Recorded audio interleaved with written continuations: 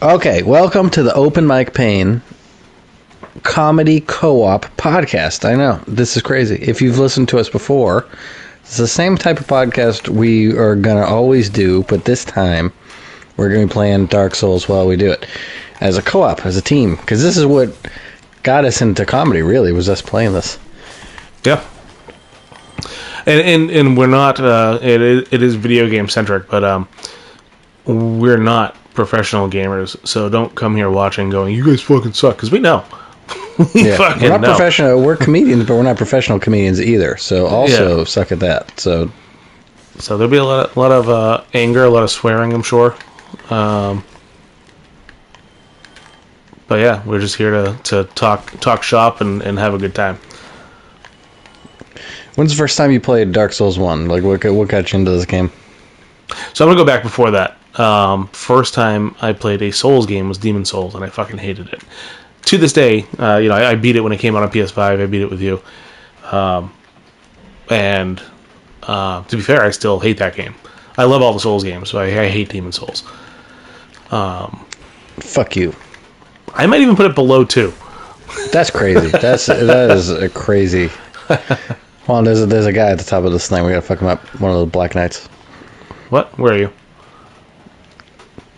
Oh, this guy. I remember this guy. Yeah, full disclosure, we both have beaten this game multiple times together and alone. But I don't remember a lot of it. I remember like weird little details. But damn, you just took most of your life away. Sure did. So yeah, I don't know if this is gonna. This is the thing I'm scared about for this podcast is two things. One, us not talking while we're fighting things because you gotta concentrate, and we just like go into autism mode. And two, I don't know how many people were listening to us like in their car. I mean, most of our views were on YouTube, and we can put it out audio. But just know that when you hear the squishy sounds in the background, that's us getting our asses kicked. Yep. Ooh, I love the sounds in this one. Oh yeah, he does the moan. Oh. That's way better. And I just died. If you're not familiar with this game, basically you just die a lot. Yeah, you die all the time, especially if your name's Wayne. It's like it's the video game equivalent to bombing. Yeah, it is, and we are proficient bombers. Speaking of bombing, I'm gonna bomb Saturday. I'm in Smitty's. Oh yeah, which one?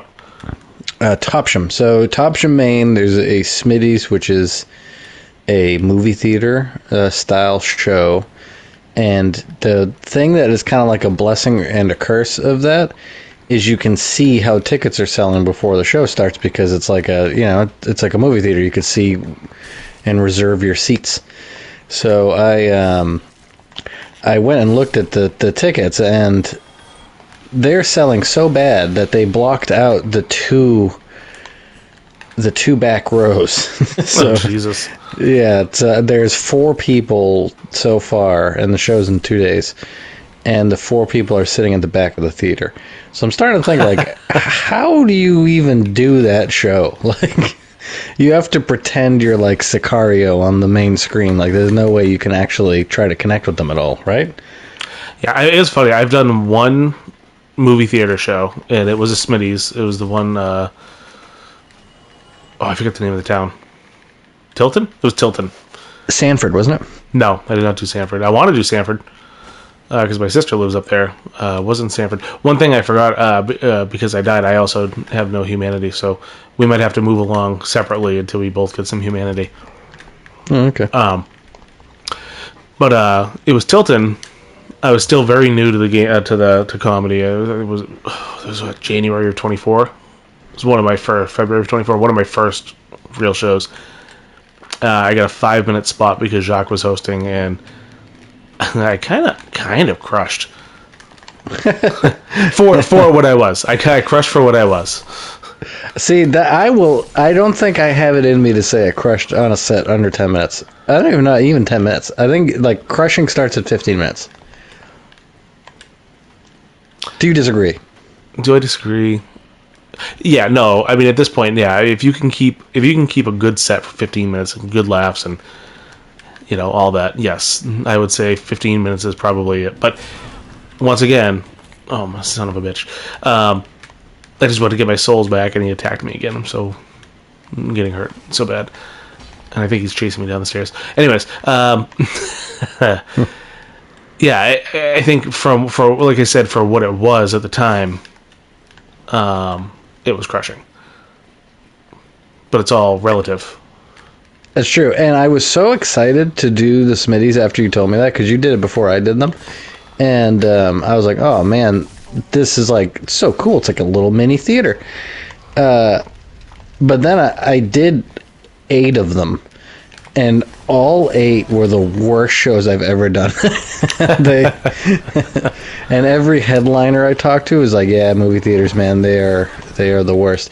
The problem is just it's a couple fold things. It's one, you're standing in front of a much more. Oh, I just got killed by that stupid boar. God damn it! Fighting him right now. He's a bitch. Yeah, I can't fight him right now. I just got to run past him. Yep. Ugh. Oh. I wonder if that's the noise Blippy made when he diarrheaed on the guy. Yeah, so this is a real thing. So Stu Grossman was the name of, I think his name is Stu, it's something Grossman. Was Blippy, had like, a E-Bombs World, let's call it, type of channel where he was trying to do more adult content. And one of the videos that, I don't know, because he's not Blippy anymore. I wonder if it's because this went viral of this video coming to light. But anyways, it's him, and he gives himself an enema. You have to assume. I'm really just I'm trying to assume the magic of how they did this shot.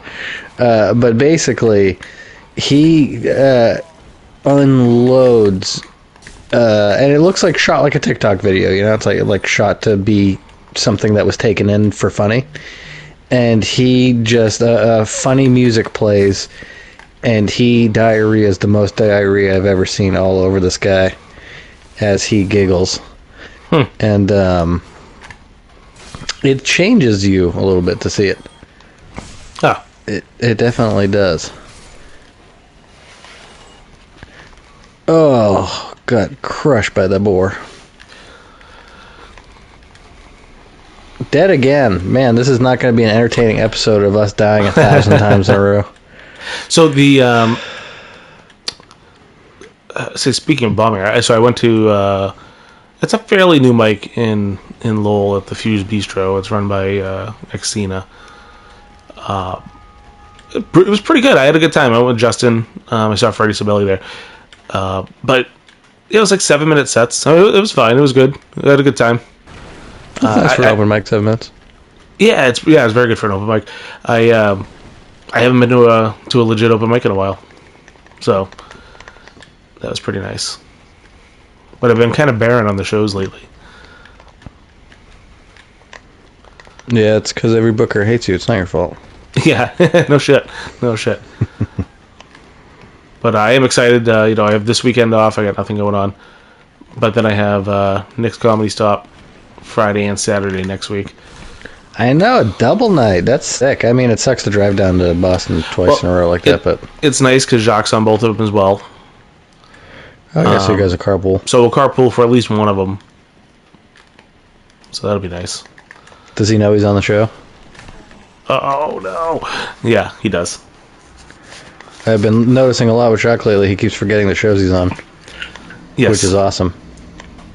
Man, I'm having a hard time with these fucking regular stupid bastards.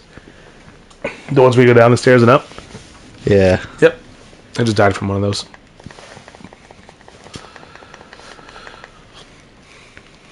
Rats.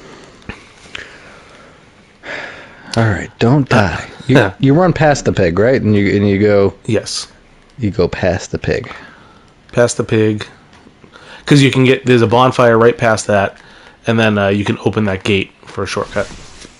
There we go. That's what we need. Yeah. Oh, I'm excited. We'll be working with Sweeney 4 times in a month. That's gonna be fucking awesome. That is cool. That's cool. I get them December 19th, I think it is. He's working hard, that motherfucker, that month. Yeah. This fucking pig. Yeah.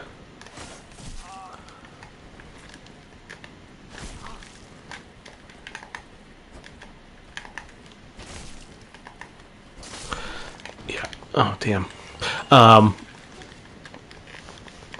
I've felt very creative lately. Yeah, you ran a lot of bits. Yeah, I've been fucking writing. Game. God damn it. Yeah, I've been writing a lot lately. Just like random things, you know, like one of the. I mean, people say like write from experience, and that's basically what it is. What I've been coming up with a lot lately has just been conversations that I've been having with people, just riffing on things. And the important thing is to remember to write it down. It's the truth. Like we're just. I got killed by the stupidest fucking God damn it. I think I texted this to you earlier, but I was having a conversation yesterday, and just somehow it came up. But the idea of a pedophile from the 1800s trying to groom a child through Pony Express snail mail, and then getting pissed off that by the time the letter gets back, the kid is of age. and I just got my shit kicked in. And I don't know, I think it's a funny idea to to fuck around with. I don't know. I think so too. You brought this up today though, because you had kind of like an off-color joke idea, and it got me wondering because we're both doing regular shows, right? Real shows in front of real people, but the people that we're doing shows in front of, we're not in our area. There are comedy clubs, but it's not like, you have like Nick's Comedy Stop, you have Laugh Boston, you have a couple things like that. But a lot of the shows we're doing are, I'll call them pop-up shows, right? Breweries and, some smaller theaters and sometimes VFWs and such. And you're not getting a ton of people who are wicked into the blue humor. You know what I mean? Yeah. Yes, I was talking to Zach Valencia about this actually at the last show we were at together. So, I mean, it's nice because it's fun to write that stuff, and it's, you run those jokes by your friends, right? And they're funny. You do them at open mics where the comics are, and they're funny because of, the reactions there. But you try to say that in front of like a 67-year-old woman, no. She wants to hear jokes about your kids and, stuff like that. And that's fine too. I enjoy writing about my family. But it would be nice to be able to go up and do a joke that's just raunchy and have people appreciate it. To me, I realize it's not even the raunchiness that I miss of not doing, because I feel the same way that you feel. I lately have been kind of tailoring my set to work for anybody. Like, I got really excited the other day because I did like 20 minutes that I think I could do pretty much in front of a kid. Yep. And I was like, oh, awesome. And then I'm like, why is that awesome?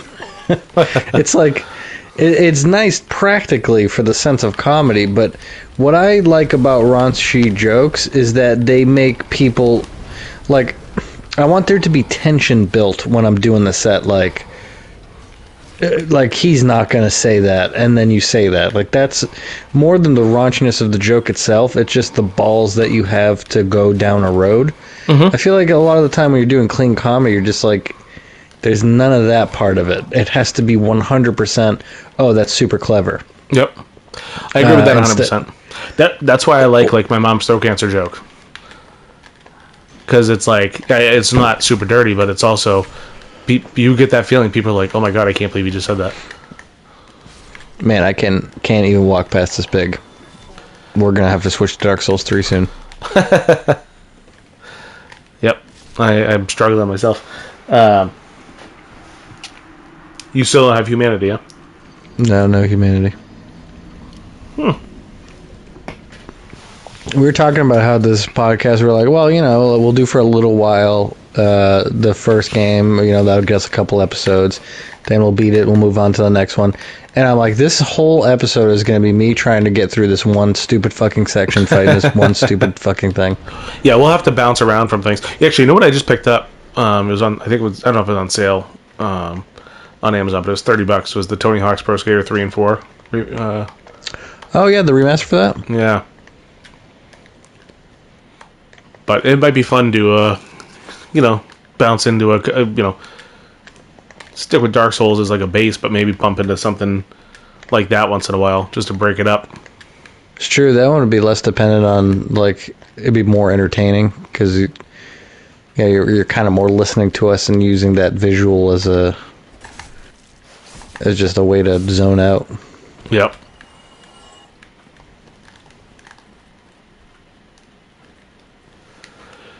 Man, I can't believe I'm having such a hard time getting past this stupid pig. If you're just listening to this, there's a big metal pig in Dark Souls 1. Why is there a big metal pig? Because Asians make video games and they make them very funny. They make them very funny and they do funny things. But this pig will not let me live. It will not give me any sense of life. It wants me to die. God damn it. Okay, I got past the pig. I keep getting poisoned by the rats. That's my problem.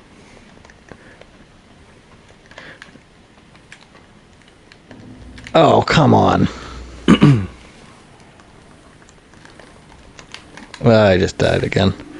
I am almost ready to not do this anymore. That's how annoyed I'm getting. Yeah, once you get past the pig and you get that gate open, the pig disappeared for me. You have no pig? I didn't kill it, but he disappeared. Yeah. Wow. Damn it. They're like, this guy's never going to get this.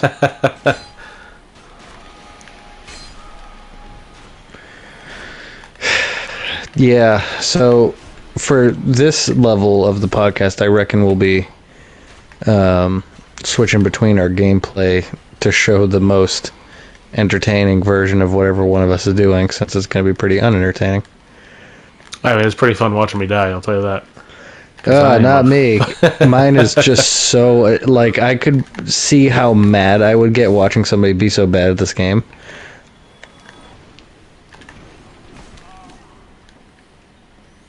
What's your favorite Is Dark Souls 1 still your favorite? This is still my favorite, yeah. It's been so long since I played it, 3-4 years. But it was also my first. Not my first. Oh yeah, we got into that. Where I started talking about how I hate Demon Souls. Which is so annoying, because that's probably my favorite one. Weirdly, I mean, my first, like you said. But it was your first, yeah. But maybe I got a Humanity. It says 1 next to my name. Is that Yes, that should be Humanity. Nice. How the hell did I get that randomly? I don't know. I did too, though.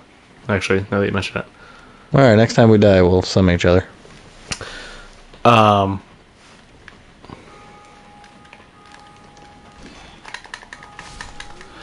So, yeah, I'll say Dark Souls 1 is definitely my favorite. And it's because it was my first one that I gave it a second chance, but I played it all the way through. And I thoroughly enjoyed it. Then I played through all of them pretty rapidly after that.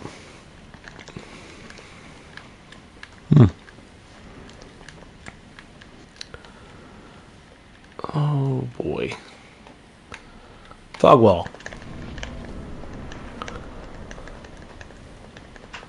Cool. Got the fog wall. There's that.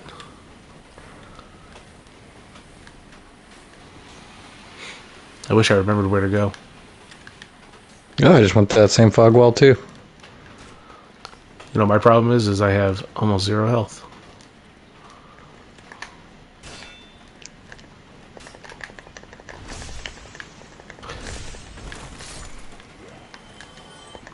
So you get pretty busy this month. I was not as busy, but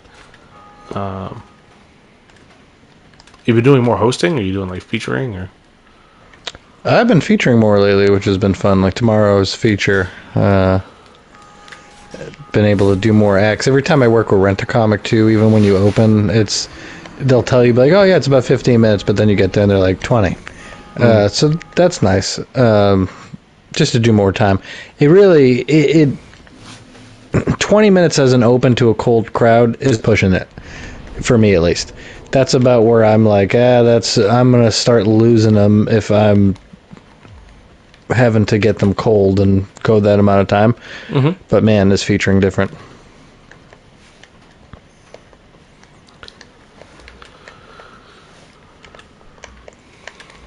Ooh. So I died, and I lost that little... I wish I remembered how the mechanics worked, but I lost the humanity that I had. So Yeah, I did too. Interesting. Must be the amount of times that you... Oh, and I didn't get a... Oh, this sucks. I quit. How long is the stream going on for? We're at 21 minutes. Oh, this is torture. Like, we need to get to the point where we have, like, embers or humanity so that we can play, because me just dicking around on this sucks ass. Yeah, we can do some behind-the-scenes stuff after this one, and just kind of catch up on that shit.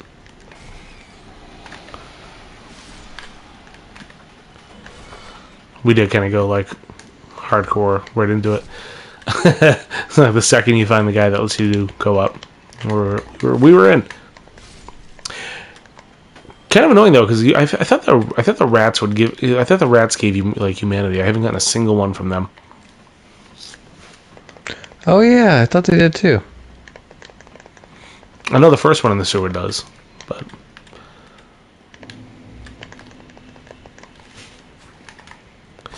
I think part of my problem is I'm trying to rush through like I'm fully leveled up. The problem with that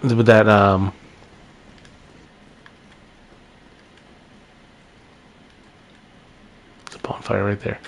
The problem with the pig not being there anymore, I think he had a really cool helmet. Oh yeah, he does have a really cool helmet. But I'll never be able to kill him by how hard he's beating the shit out of me now, so... You gotta be shitting me. Oh. This is the best. I would love to be in the room with the guy who was voice acting that. Make it more sexual. He's like, I'm getting stabbed. Yes, exactly. Make it more sexual.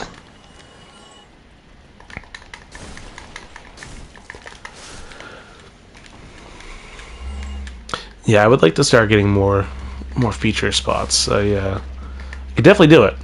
I get off. I do 15. I get off. And I'm like, man, I could have kept going. And that's awesome. It's an awesome feeling. Oh yeah, to me it completely depends on how the room is and how I'm doing to the point, because like sometimes I'll be doing a feature spot, a regular spot. Well, I just got one shot, and I'll be like, man, I could not do one more joke. They were tight. And there's sometimes where the crowd's good and you're like, they would have listened to everything I said. That's true too. We talk about that, like when it's a big crowd, and especially when they love you and you have to wait for laughter. It's like you feel like you go for an hour. And sometimes you talk through laughter because you're like, I only have this much time.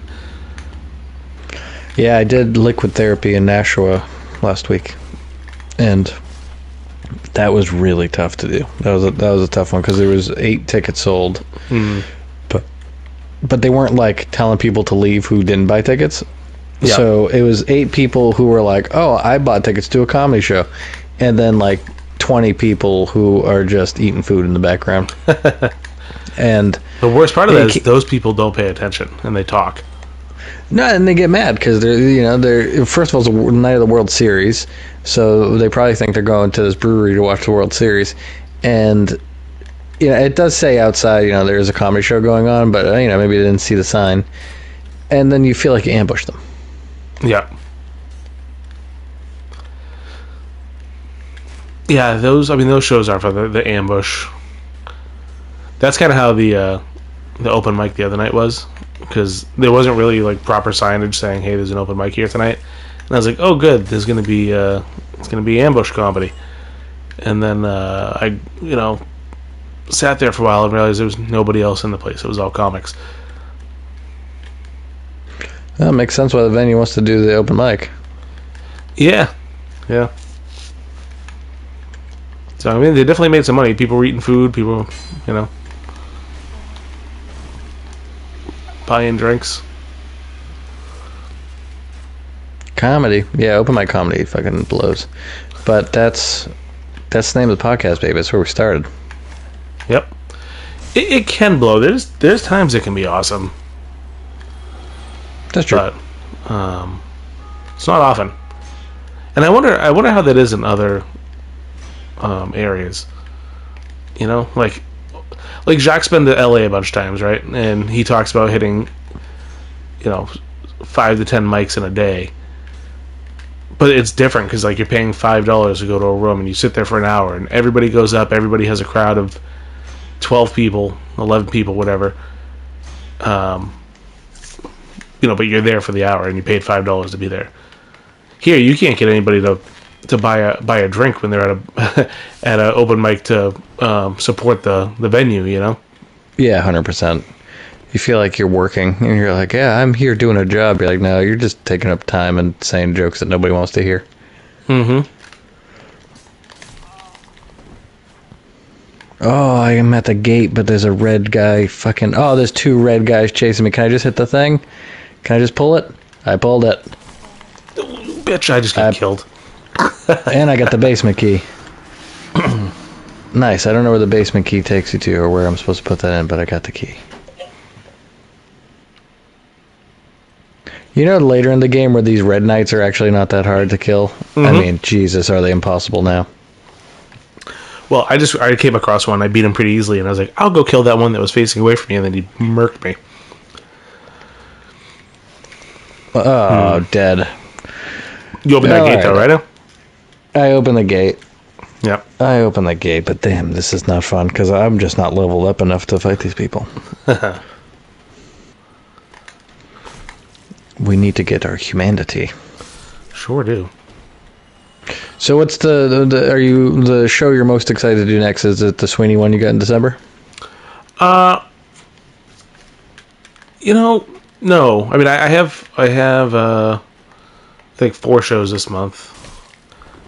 The 2 Knicks ones, I mean, those will be fun. I did the Knicks before. Those are always fun. But, I get the Rise and Grind with Terrence McCormick. Yeah, that's a fun show. I had to back out of the last one because I was sick.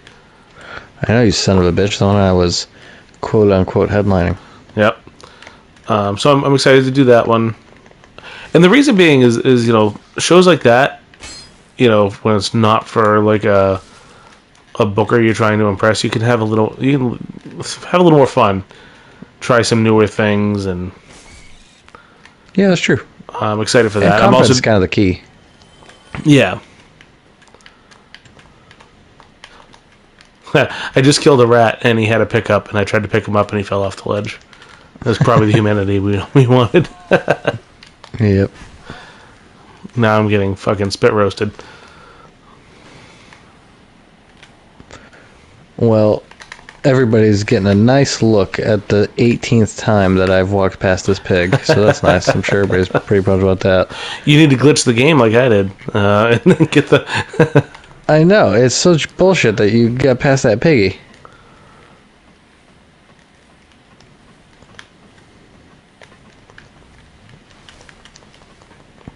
I'm not gonna lie, I think that happened to me the first time I played this game too.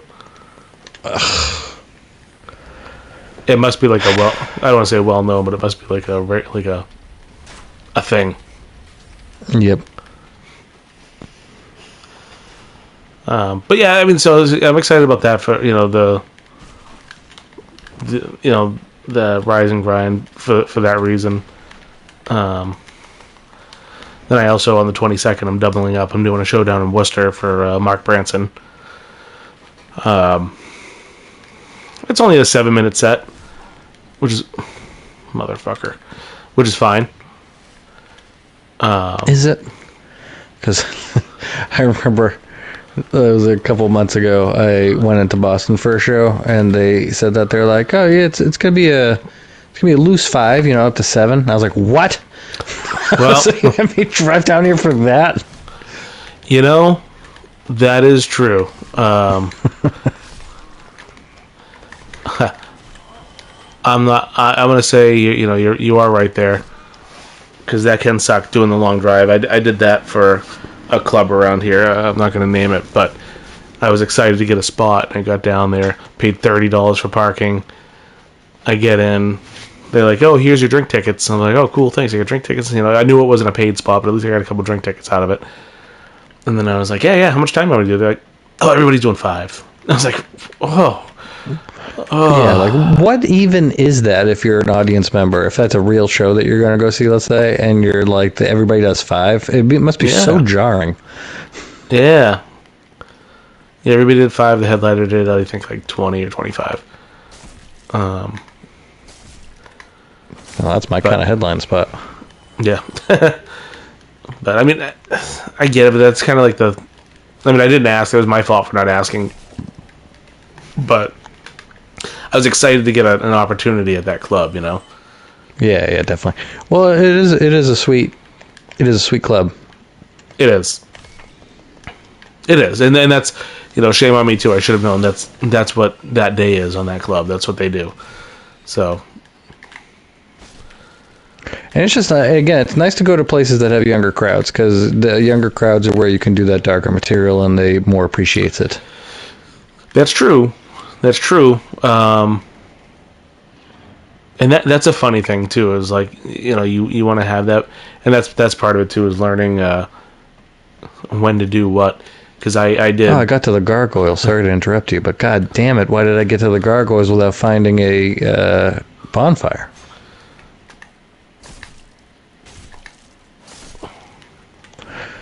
Oh my god! You shouldn't have. You should. I mean, all I did was, you know what? I think the bonfire is actually out to the right, and I didn't go through the doors. I was just so afraid. Yeah. But yeah, so it's like knowing what to do when is important. And for me, I was just like, well, I'm gonna do, I guess, my five of my minutes that does well at every show I do, and it did okay. But the problem was it wasn't. I always say comedy is relatable, right? And the comedy wasn't relatable to that crowd because it had to do with my kid and a couple other things, that they just weren't jiving with that night as much. I mean, it didn't horrible, but yeah. Yeah, it's tough because the crowd really. Like people say, and they're right where they say it's like it's never the crowd's fault. If you're a good comedian, you can turn them around. And though that's true, I mean, it's to a certain extent if you are for instance, if you're a blue comedian, it's like, well, no, there are some crowds that won't accept blue comedians. Like, it is what it is. Like, they're older, all that stuff. If you're like a really good comedian that's like a Brian Regan, you're like, yeah, I mean, I'm gonna make anybody laugh because of how good I am. But blue is it like Louis a niche. If you don't like that style, you're not gonna like Louis. 100%. Oh, I forgot about the fire these dickheads did. Gargoyle is a lot easier when you have someone to help you. They sure are.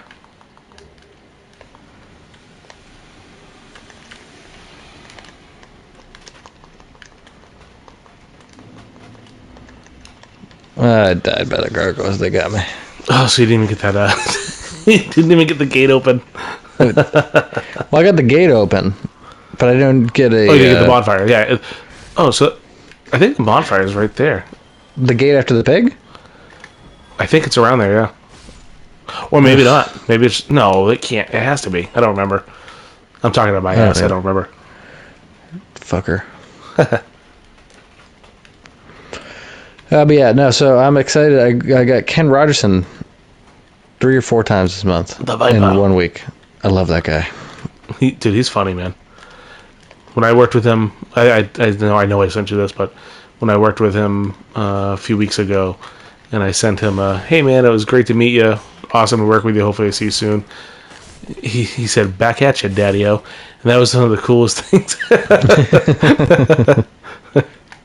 Yeah, he's going to say, get ready to do your sketches. So he's going to say that. Ready to do sketches? So I was hosting that show, and Ethan Prince was on. I went up to Ethan. I was like, hey, buddy, we're going to start in a minute. You ready? He's like, yep, I'm ready. And then Ken goes, all right, boys, have good sketches. It's like, incredible. And then he walks into, like, if there's not a green room, he will sit in the kitchen with the cooks. He does. I don't think he's seen live comedy in 30 years. He just just does the show. That's awesome. Yeah, he's good. Rescue Me, all these cool shows. It's just cool to hang out with people that you're like, man, you're on TV. That's a cool. Yeah. I mean, think about it, like Sweeney, Clark, him. These guys are like, yeah, Rescue Me in The Town, and Tony V on The Town. And There's Something About Mary. I think Kenny was in that too. Because when I opened for him, Ken Rogerson. Oh yeah. Yeah, he when I asked him what he wanted me to say about him, he's like, yeah, just say whatever this and that, and There's Something About Mary. Like Fever Pitch. You were in that too? Oh, I just found this is what it does. It actually connects to the Firelink Shrine. Oh, does it? Oh, there you go. Yeah, there's a little elevator that takes you from the Firelink Shrine. Oh, I remember that. Yeah. Oh, yes, it's all coming back to me now.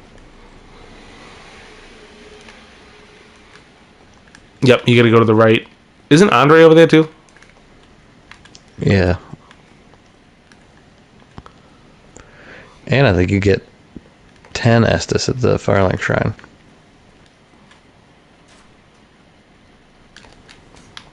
You do, yeah, because it's a kindled bonfire. Yeah. All right. See, now if you're watching this, you're seeing something different. You're seeing something different. But what do you think? We should probably wrap up this episode. What do you think of Open Mic Pain, Comedy Co-op Pain?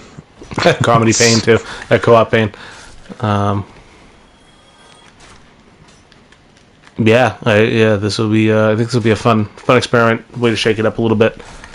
You get to hear us breathe heavily, and get to hear our characters go, oh. Yeah, yeah, you get sick of doing the same thing over and over again in the episodes where we're just talking about, like, here's our next show. Our next show is this. I know we mentioned some of that, but you can also watch me fail at a video game that is making me so bad. Yep. Yep. But now I got the shortcut to the Gargoyles. Yeah, I actually just opened it as well. Just did it as well. All right, hey, check out the next episode where we'll be fighting these fucking gargoyles. Have a good night, guys. See ya.